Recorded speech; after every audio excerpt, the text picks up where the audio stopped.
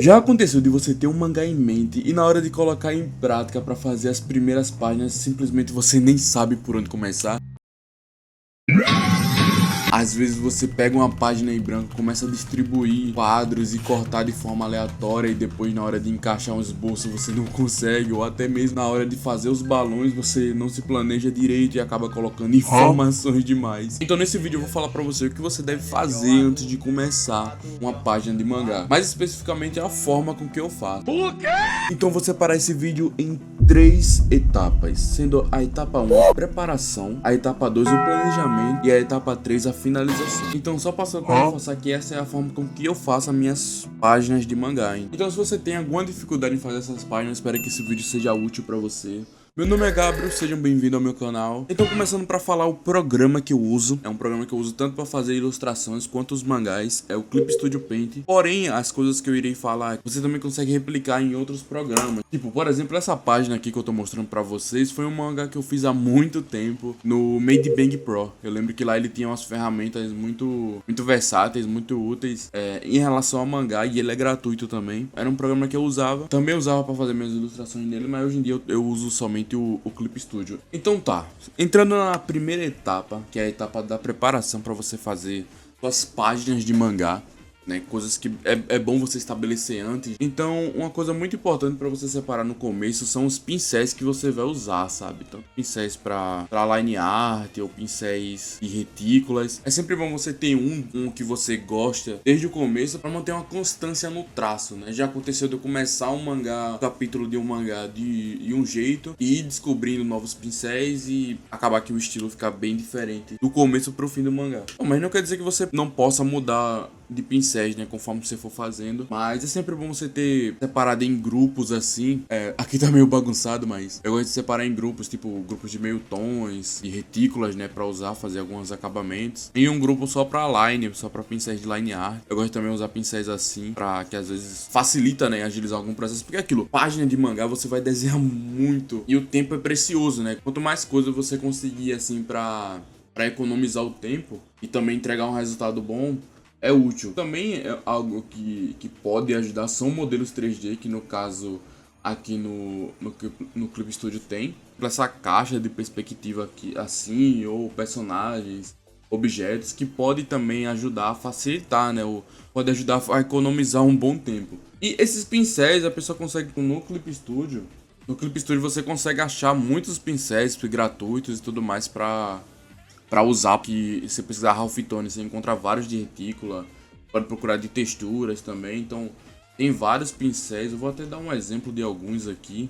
Aqui, ó, alguns pincéis especificamente feitos para mangá, tá? Uns efeitos de vento. Eu não costumo usar muito isso aqui, eu uso somente quando para dar algum acabamentozinho de leve ou para agilizar algum processo, mas eu prefiro fazer mais alguns efeitos manualmente assim, sabe?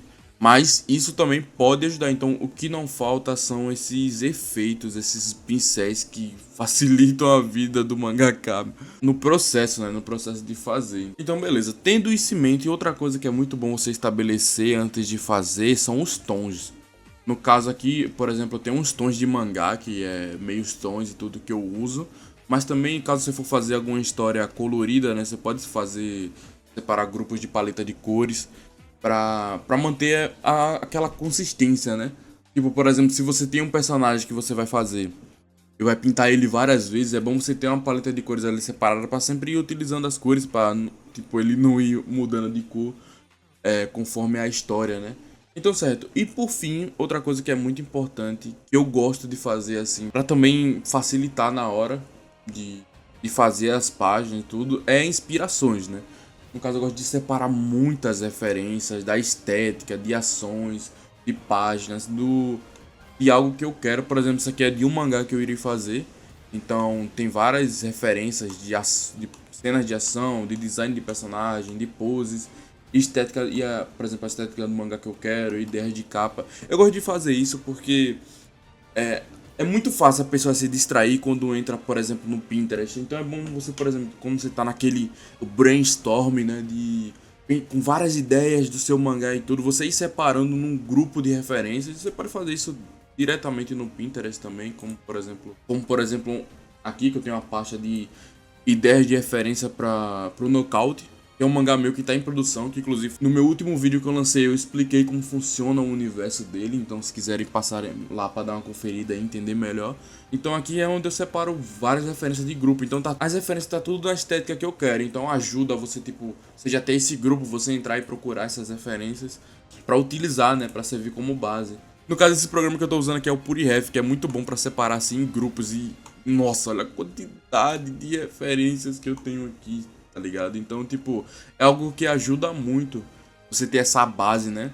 Porque é aquilo que eu disse, você vai estar desenhando muitas páginas, muitos ângulos, muitas expressões faciais, sabe? Então é muito bom você ter várias referências assim pra ajudar, né? Ajudar você na hora de produzir o seu mangá.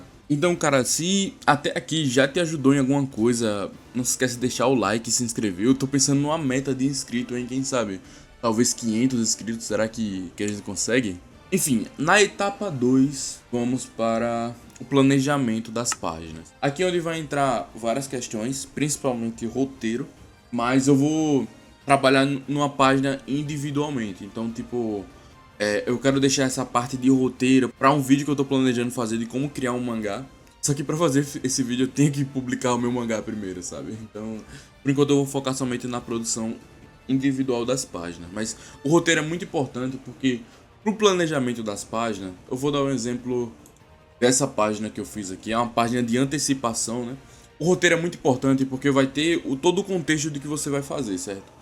Então, se naquele momento você vai precisar de um momento de antecipação para algo que vai acontecer, isso vai influenciar também no layout da página, né? Uma dica que eu vou dar agora, muito importante para você que não sabe fazer layout do zero, né? Eu recomendo muito buscar referências de mangás, quadrinhos que você gosta e que tem alguma página que tem um contexto parecido do que você queira fazer e usar como referência mesmo, sabe?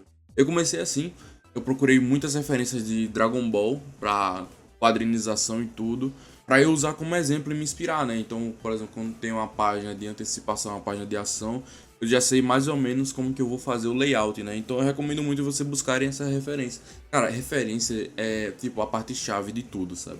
Ajuda muito você ter, porque fazer algo do zero é muito difícil, muito demorado. Bom, enfim, e seguindo nessa lógica de você ter o contexto e fazer o layout da página, uma coisa muito importante é por onde você vai guiar o olhar do leitor na história, sabe? Na página. Então, aqui, por exemplo, se a gente fosse traçar uma linha imaginária, o leitor começaria olhando esses dois personagens aqui, aí passaria para essa cena aqui, que é um quadro de reação, né? E aí já desceria para essa página, que viria para essa, e aí por fim o olhar do leitor viria para esse quadro de destaque aqui, de maior destaque.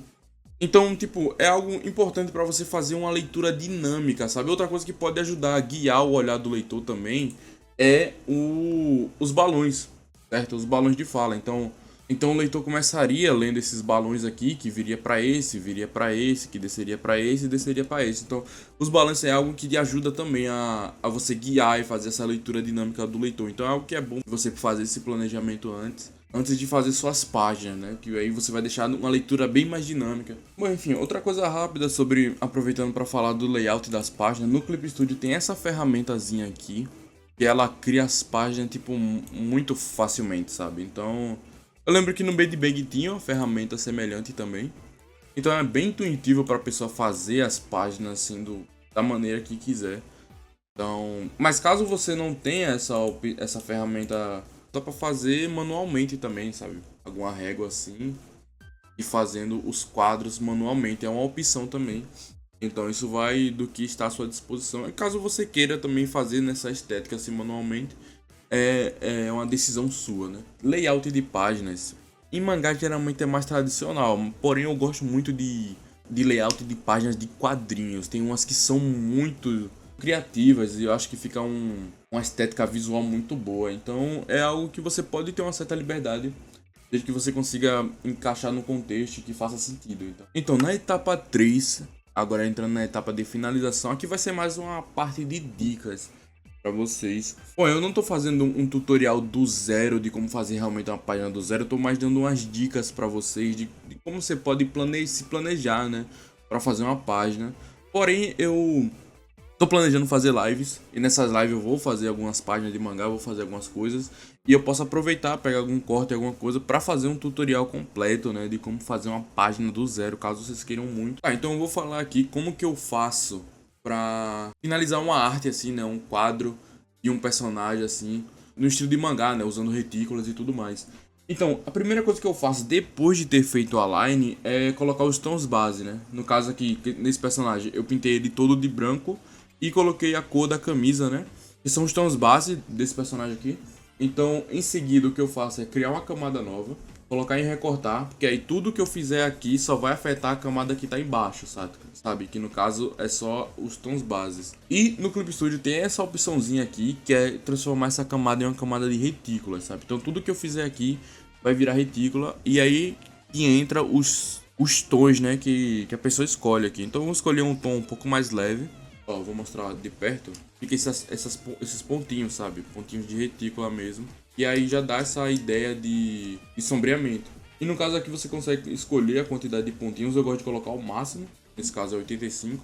E no caso aqui a pessoa vai sombreando, sabe? Vai sombreando conforme a vontade. E é dessa forma que você vai sombreando. Eu costumo usar o laço também pra fazer essa etapa. Eu estou fazendo rápido só pra demonstrar, sabe? Então é isso, cria uma camada nova, coloca efeito de retícula, coloque em multiplicar caso queira, e assim você vai sombreando o seu personagem. Então como que eu faria aqui para encaixar esse personagem num quadro, né?